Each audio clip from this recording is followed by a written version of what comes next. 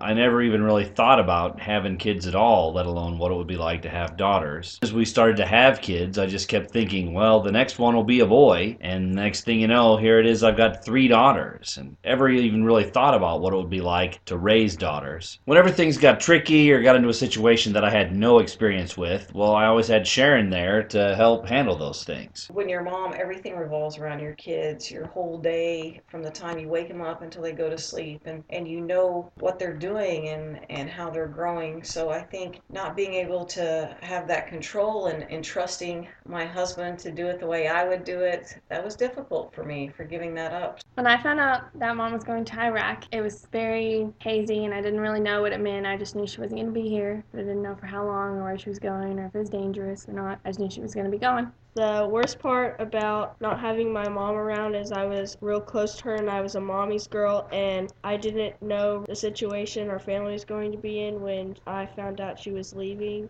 Three children, and two of them being girls. It never entered my mind that the girls would ever go into service. As a mother, it just worries you because of the atmosphere that they're in. And the hardest part was dealing with the emotions of three young. So had some challenges, some things that I'd never been exposed to or even thought about, like how to fix somebody's hair or how to do nails. Being one of three girls in a house with my dad, we all had to pitch in a lot because mom was such a provider and did so much work around the house that we all had to learn how to actually do work around the house. I relied on my sisters a lot and looked up to them because they were the closest thing I had to a mom. She had these three children, all girls, that she had to leave. So I felt a big responsibility to help in any way I could to care for those children, which did take care of them quite a bit, but their dad was really good with them also. I grew really close to my grandma when my mom was gone because she always helped me with my homework, and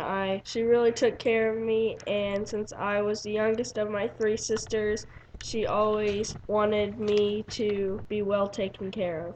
The thing that I missed the most probably was just being able to talk to her or just every day about the routine details of our lives. We only got to talk about once a week or so, and so it was like you always wanted to make sure you got everything in just a few minutes that you had. So those little spontaneous moments were really missing.